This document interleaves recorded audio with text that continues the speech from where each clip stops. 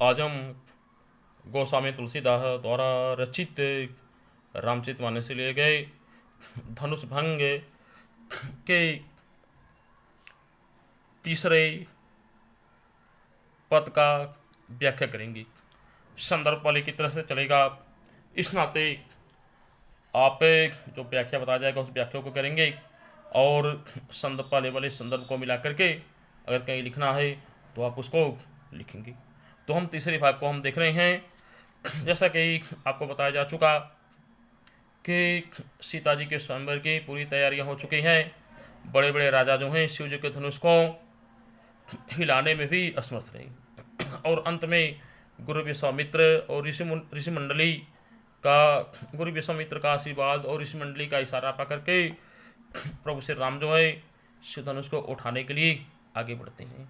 और उनके शिव धनुष उठाने के लिए आगे बढ़ना जो है जनकपुर के वासियों एवं महारानी सुनैना के अंदर एक संशय के भाव को पैदा करता है।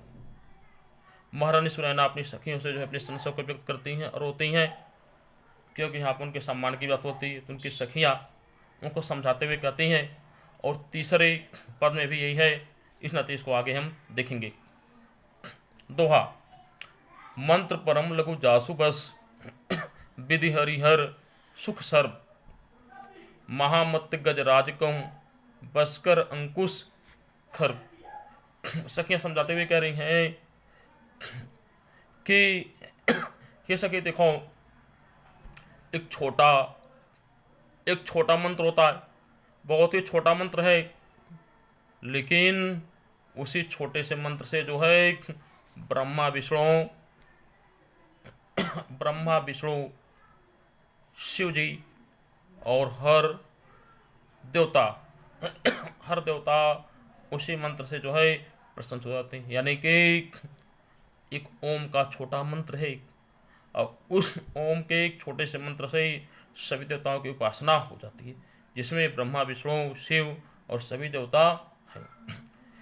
उसी तरह से जैसे एक महान विशाल मत वाले गजराज यानी कि हाथी को नियंत्रण में करने के लिए जो होता है एक छोटा सा लोहे के बना अंकुश जो होता है, उस विशाल मत वाले गजराज को जो है छोटे से लोहे के अंकुश के द्वारा नियंत्रण में कर दिया जाता है। यानी कि जिस तरह से ये चीज़ें दिखने में छोटी हैं, लेकिन इनकी शक्ति का कोई अनुमान नहीं लगा पाता है, ये बड़ी बड़ी शक्तियों को नियंत्रण करती हैं। उसी तरह से प्रभु श्री राम की उम्र देखने में भले ही छोटे हैं, लेकिन वे बड़े बड़े से कार्य को कर सकते हैं।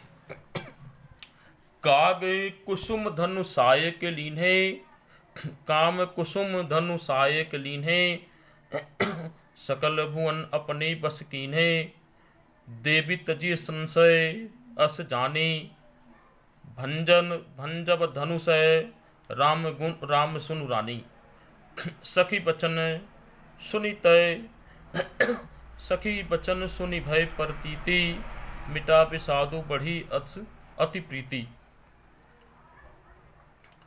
तब राम ही बिलोकी बैदेही, सबे हृदय बिनमती जेहि तेहि, मन ही मन मनाव अकुलानी, हो प्रसन्न महेश भवानी, करहु सफल आपनि शिवकाई, करहि तू हरहु चाप गरु आई, गणनायक बरदायक देना, गणनायक बरदायक देना, आजु लगे किन्हु तुम सेवा, बार बार बिनती सुनि मोरी, करहु चाप गुरुता अति थोरी। और जो है सखियाँ जानकी जी की माता सुनैना जी की सखियाँ उनको समझाते हुए कह रही हैं कि ये सखी देखो, काम कुसुम धनु साय के लीन है। ये कामदेव जो है, जो कि फूलों का धनुष बाढ़ लिया रहता है, लेकिन सकल भुवन अपनी बस की नहीं। यानी कि फूलों के धनुष बाण को धारण करने वाला कामदेव इसी फूलों के धनुष से पूरे विश्व के तीनों लोगों के प्राणियों को इसने अपने बस में कर लिया है। इस नाते इसको छोटा मत समझो। देवी तजी संशय अस जानी, भंजन भंजब धनुष राम सुन रानी।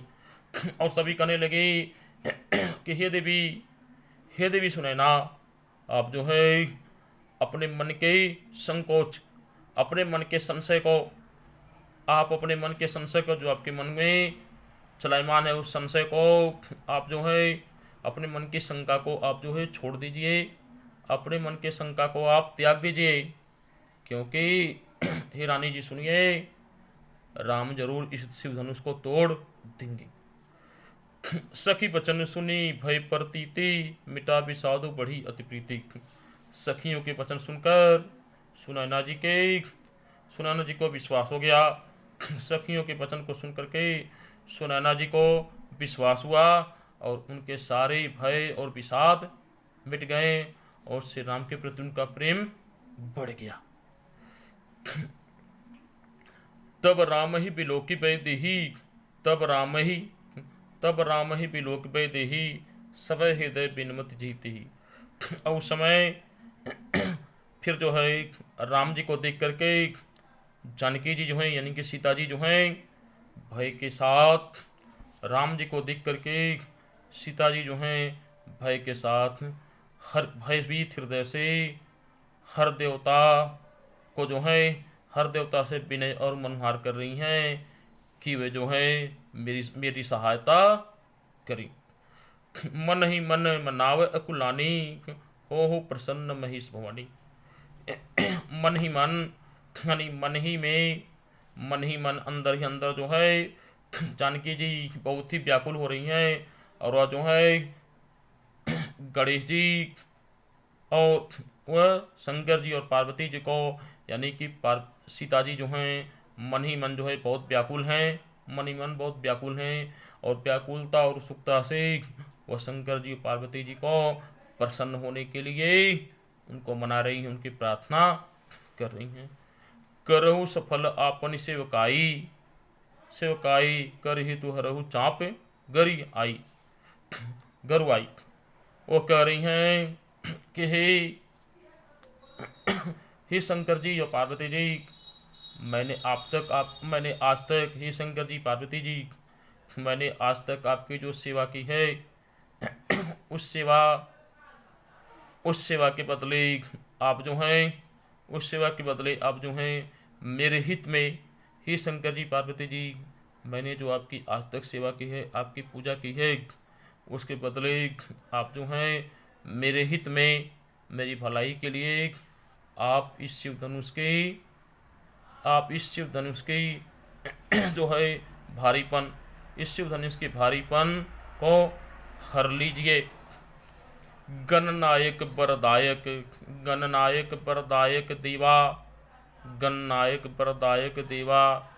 देवा आजू लगे किन्हु तू शिवा।